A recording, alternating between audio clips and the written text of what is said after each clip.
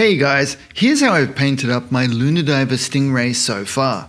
It's funny, isn't it, how our plans are never quite what actually happens?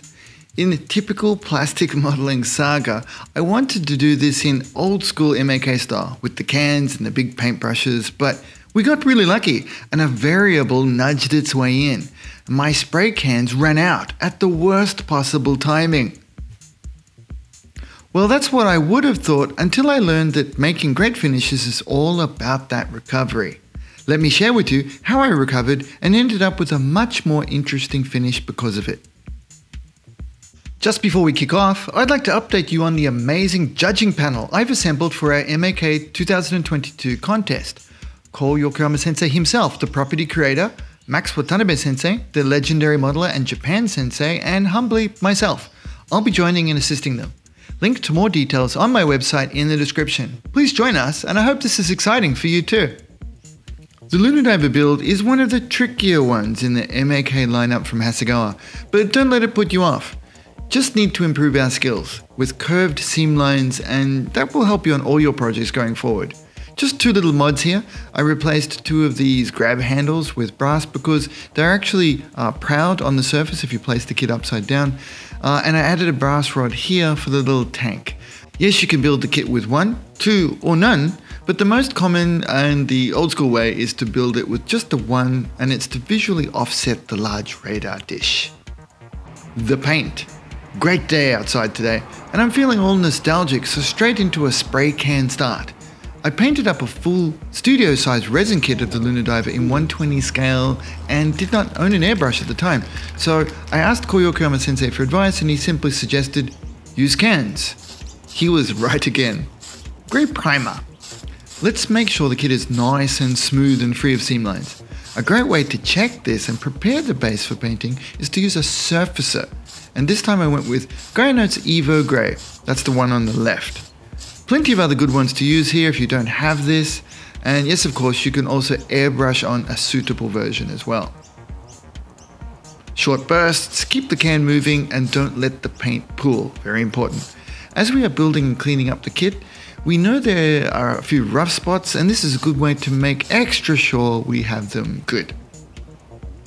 See how the Lunadiver comes with a handle? Yeah, I spray the main body and then the tail boom separately and wear a glove. Plus, even though I'm outside, I am still wearing a respirator mask with organic solvent filters. I will admit that I did hold my breath out on my Tokyo balcony, but it was always windy up on the 13th floor. It's pretty calm down here, so I mask up for safety. Sub-assemblies are sprayed on their sticks. Nice and handy, and yes, you must also be using a homemade Weebie holder just like me. No, I'm just kidding. All of the kit parts resplendent in grey primer, and they check out okay. Gloss black base. Let's lay down a full, perfect, near perfect coat of a dark base to work upwards from. In this case, I'm using Tamiya TS14 black gloss. The reason I like using black gloss for this step is that it's the purest form of paint. It doesn't have the additives such as flattening agents and allows us to keep the layer relatively thin for how wonderfully opaque it is. Plus, I just love how shiny it looks at this stage. No, we don't have to use black gloss, and now with shortage of paints quite common due to the pandemic, I've also purchased a Tamiya black metallic as a backup, for example. And yes, of course, we could also use a flat black, like trusty old Chaos black from Citadel. So much nostalgia for that paint, just not for the price. Please understand that I'm just showing you examples here. I don't ever feel there is one best or even bestest choice. It's more of how we compile all of our choices to make our finish, and it's fun to compare and experiment. Plus, it can be just pure logistics, what's available to us at our local store or online. You'll see that I've given the main body a generous coat, and it's fascinating to me how different it looks in going from grey to gloss black. You'll find that gloss black covers well, but it's difficult to see if it's pooling, so be diligent and watch your surface carefully. Please don't imagine that with my working speed I'm just leaning back and hosing it on. I am super careful and laser beam focused when using cans, way more than when I'm airbrushing. The speed and volume of paint that sprays out can get a novice into trouble very quickly, so please err on the side of caution and underspray rather than overdo it. Alrighty, happy accident number 1. It was when I was spraying these sub-assemblies that the black gloss can ran out. Quite cleanly too, I might add, so I simply put the remaining parts into my airbrush spray booth and moved along with the gloss off-white spray. The gloss off-white color code. If you've been watching my videos over the past few years, well, thank you very much for that, and especially for subscribing. You might have seen me use this exact can a bunch of times. Yes, it's the same can of TS7 Racing White. I've only had one, and yep, I bought this one from Japan with me. I'm all sad and lonely now that it's run out. It's a great can of off-white gloss for your paintworks. I highly recommend it, but sadly, I knew this would be the last model to use it on. It was feeling, very light in the can and started to sputter quite early on in the session. I wondered if I should back off and show you something else, but no. This is a perfect opportunity to share how I will recover from this. Well, if I can recover. But I thought, I remember doing it in the past. I kind of remember. Like I said, I was holding my breath a lot back then. I think I just painted it out with a brush, but they were the good old Tokyo days when another can was just 10 minutes down the road for cheaps. Oh, how I was ruined by this availability. But it's also made me a better modeler for it. Well, that's how I cry myself to sleep on my big soggy pillow these days. Poor old Uncle Linc. Anyway, different technique here as the paint is much less opaque than the gloss black, and it requires a couple of finer coats to build up a decent amount of white. Wait, couldn't you have just gone straight over the grey primer, Linc? Well, yeah, we can do that too, and I think I showed you that one in the Ghost Kill video. How about, couldn't we also just use a white primer and then go with this off-white, Linc? Much simpler, right? Yeah, again, we can totally do that too. The finishes will be different though, and they simply won't have that depth of shadow look and apparent weight that spraying white over black produces. That's the only way to do it, white over black, to get this particular look. I'm sorry to be pedantic about that, but you know what I'm saying now. Have a really good look at my work in progress shots, or at least test it out yourself, and you'll see what I mean. No, again, I'm not saying it's bestest, but it's a particular look, and that's what I'm going for here. So yeah, please try it out and see what you think, and tell me. I'd love to hear your feedback and experience on it. Looking closely, and you can see what I mean. First, the racing white goes on as a kind of grey over the black, then with more paint it becomes a dull white. And then as more thickness and opacity is achieved, we have some of that very pale yellow eggshell becoming more apparent. This is why I'm such a fan of this paint. It's very translucent. And yeah, let's admit, it's a bit of a pain to build up, but it produces wonderful variations and tonal qualities that I find very attractive in a space white finish. Perfect for classic Maschinen Krieger looks like this. Now this next technique is pretty subtle, as the can is clearly running out of paint now and is more and more inconsistent and spluttery. I think, is that the right word? I am trying to extend it out with broad stroke sprays across surfaces for max coverage and to produce a really cool ground or base effect. The gas is running out too, so sometimes the paint is quite thick, so it's better to give it plenty of surface to stretch across. The artifacts and effects it produces though are priceless. It's a very hot primer too, so when there is enough thickness of paint, it starts melting down into the gloss black layer, which then bubbles up to the top. It's absolutely brilliant and magical to me. These amazing effects are so difficult to achieve at any other time, but there at the end of the can's useful life, it's spewing out priceless gems. There's a sentence I never thought I'd put in a video. Now, I get it. This is not the way for everyone, and I might even be scaring some of you off trying this, but please, it's just a plastic model, and we can always work back some of these steps and recover and finish them in a different way. Be brave, be bold, create magic. We can always go back to a predictable and safe finish next time. This end of useful life spray can is a gift of opportunity, and with the risk to do something really cool, let's make the most of it. Airbrush gloss black step. See? Here's the safety catch-up. If you hated my work with the cans and that level of crazy is not for you, no worries, don't despair. Old Uncle Linc does safety painting steps too. Airbrushing is perfect for a predictable and safe way of painting, as we can basically control everything. Our paint mix, the amount of air, our distance to the surface, and how quickly we move the brush. It's actually really easy to do too. I find airbrushing to be super intuitive. You just need to watch what is happening and adjust your work on the fly. Plus, after the out-of-control train wreck feeling of the spray cans this time, I really enjoyed the airbrushing steps, and they felt, soothing and pleasant. Plus, I think they also work to nicely blend in the visceral harshness of the dying white spray can. It's a spray can of spaceness. That's it. To keep it nice and matched up to the main sections, I'm using a pretty average base coat mix of Mr Color 02 black gloss, maybe 2/3 of self-leveling thinner to 1/3 paint, and shooting it out at a pretty standard 20 psi. And it's a 0.3mm airbrush. That's pretty much all I use these days. To confess, as I am matching this up with the can work, I'm just leaning on the trigger and hosing this on for even wet coats. Mr Color is such a beautiful airbrushing paint and so forgiving. Just get a decent opaque coat and move on. But same warning, as per the can version, the glassy black can be a little deceptive and hide where it is pooling. So do please keep an eye on your thickness here, but it can be done nicely and quickly. Airbrush Gloss Space White.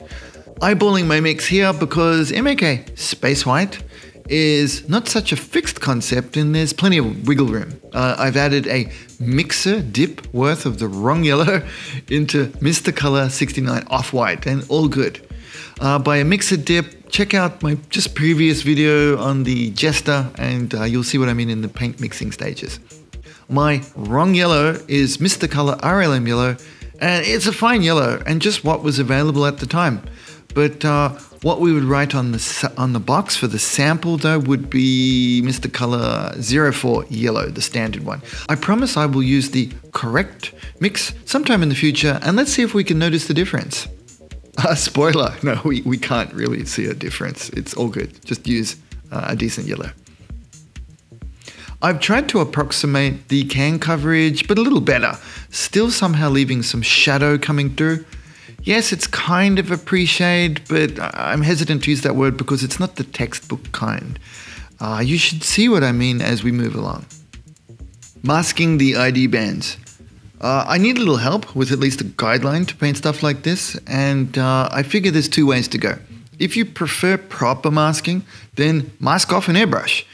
As a confession, I did this with the railgun and extra tank because fast and easy. However, I do think it kind of shrinks the model in a little because of the perfection of the lines, if that makes sense. Please don't notice them. For these main sections on the hull, I've gone old school studio and used the masks as a template to pencil in the outline. This is more like prop painting, and I highly recommend trying it out because, just for me, this gives me bags of confidence with brush painting, and I don't always need to rely on masking. It feels like some kind of modeling super skill. Using this Tamiya 10mm tape, but any low tack tape will be fine. I've marked out a large bend on both the front and the tail of the Stingray. The paint card makes it look really easy, across the top and bottom like this and straight down the sides, but yeah, nah, mate. The complex shape and curves that become apparent when you build the model are anything but straight. And you'll need to eyeball it into a pleasing line around the model that the tape will tell you is anything but straight. But it is wonderfully satisfying. Straight though? Nope. Once I have it about right, I'm using a soft B graphite pencil to sketch in the lines. The best thing about the glossy racing white paint is that mistakes rub off with your fingers, so go nuts, you've got this. In full confession mode, just you, me, and the interwebs, there were a couple of corners and even the backside of the tail where I just eyeballed and freehanded it in. I feel confident enough to not ruin it these days, but I still use tape for the trickier parts, so see how you feel with that. Hand brushing the ID bands. Okay, finally to show you something that has a modicum of skill. Hand brushing, and it's probably really silly to do, hand brushing in the ID bands. Now, of course, you can totally just mask and spray these, and yes, it will be faster. I am in no way trying to make this out as some kind of better way for process. And I know the truth. Many of you, my friends, just don't ever want to do this. That's more than fine, and we are totally still buddies. All good. As mentioned, I did mask off and spray the railgun and tank, and I'm happy with how they look. Plus, you know, with the wet airbrush coat, they turned out nice and glossy. I want to do this. That's the main reason, and I think it looks cool. Yep, that's really it. For me, there's something about these old school techniques that make a model look a certain way, and you know, I fell in love with the visceral harshness of it when viewed up really close in real life. I'm sorry that I can't always give you that experience, and this is probably as close as many of you may come to it. The classic Ma.K red is in fact Mr Color 7 brown. It's a dark red with quite a bit of orange in it, I guess, and it's quite a useful color. You may have seen me use this as part of the base color for the desert pink as well on my recent Nize video. I have a collection of these little dishes, and Mr Color brown has its own dish, and I just top it up with a little properly mixed paint, and then I add in some self-leveling thinner, and it reactivates and mixes up. The dish shape is great too, because we find the thicker paint then rests towards the bottom, and we can use the sides to work upwards with thinner paint. It's like some sort of old school wet palette, just with less steps. And it's kind of its own, you know, simplistic beauty, if you see what I mean. It's very Japanese in application. You know, it reminds me of their history of the watercolor painting process, kind of. I prepared 2 brushes to show you this, and I ended up just using the first choice. It's a size 4 flat brush, and it's a synthetic. Don't get hung up on the brushes. You know, I clearly don't. It's not so much about the brush as much as how we use it. If that's one thing you can take away, it's what I would like to suggest in a friendly way. The process is extremely satisfying and calming. No rush, just take your time. Slow is smooth, and smooth is fast, that kind of thing. It's also a very direct connection method, as we are physically touching the model with the brush. And there's something to that. Before I start, I like to plan what, you know, vectors, effects I might like to have in the finish. The brush strokes that remain are a feature, not a bug. For the Lunadiver Stingray, I want horizontal streak vectors across the top and bottom, with vertical vectors on the sides and tails. There are a few places where the rules need to be bent, because, you know, the model's curved, so we curve it around, and we can eyeball that into place. Please also note that this is not the only step to make use of these paint vectors. I will call them out as I reinforce them in subsequent steps for you. Simply put, I am painting either away from my sketch outline or back up to it. It's not a hard rule. Comfort, or in my case, camera angle, helps to let you know which way feels best. If it's awkward and uncomfortable, try changing it up a little bit. And over time, you'll be amazed at how weird angles become more comfortable. For me, it's the weird for the camera shots where I need to freehand a straight line. They're the most challenging, but I appreciate that challenge, and I probably have improved because of it. Well, I want to believe I've improved. This color combo is quite forgiving. The brown has great coverage, and we actually want a little of the white to come through, you know, the old poke through. Plus, being a full gloss paint, you have noticed that I am working with it quite thick. It's thinned maybe 50% or maybe even less. It seems to me that full gloss paints have better self-leveling properties than semi-gloss and flat paints. Now, I might be wrong, and it could be a cognitive bias, but, you know, if we believe it, George Costanza tells me it's not a lie. Airbrush Space White Cleanup. No idea what to call this step, so I'm just going to obvious it for you. Airbrush Space White Cleanup. It may seem sometimes that I like paintbrushes more than airbrushes, but in all serious, not at all. I have tools and I use them for what they're really good at, and here is one of the ways I feel that airbrushes are amazing for softening and blending harsher paint applications. Boom. Yes, I had considered using a paintbrush to show you how I would rework some of the artifacts and paint blotches from the spray can, but as mentioned, I was just using the airbrush to lay down the space white on the railgun, one side shield, and the little extra tank, so it makes perfect sense to just roll on. You've got the paint loaded and ready to go, so, you know, let's make it happen. rather than just hose it on though, which I'll admit I was tempted to do because it's fun. I carefully examined each piece and decided where to thicken up the white, where to leave it, how much. It's actually a very careful airbrush step. It's definitely not just hosing on a base color coat. But I wouldn't call it any of the other fancy names either. It's not a, it's not a pre-shade, post-shade. It's none of them. It's just careful airbrushing. Let's call it that. Plus, I had this little, epiphany in the moment that I'll admit was not planned, and I've never done it before. I have 2 paint cards for the 2 releases of the Lunadiver Stingray. Both feature this paint scheme because it's such a classic Operation Dynamo thing. As you can see, they both feature a post-shading overspray, albeit rendered into the artwork form. I know this for 2 reasons. First, because I know it's a favorite technique used by Koyokama Sensei. And second, because, as we've talked about, I've worked on these paint cards in the past. I will demo that for you in the weathering video next up. So please make sure to subscribe so you don't miss that one. This was in the back of my mind, and the idea, hey, why don't you do a little of that step now with the white? That could be cool. So yeah, that happened, and I carefully experimented with adding a kind of self-stripe freehanded into the white in the same vector pattern as described before with the brown. Is it a win? Well, I'm not sure, but I like it and it was fun. And that's good enough for me, so I might try it again, for sure. More pics on my blog, come and take a look, links in the description for you. I'd like to thank my supporters on Patreon for paying me to film myself ruining this space white stingray. If you'd like to support the channel and get access to bonus videos, then visit patreon.com/paintonplastic.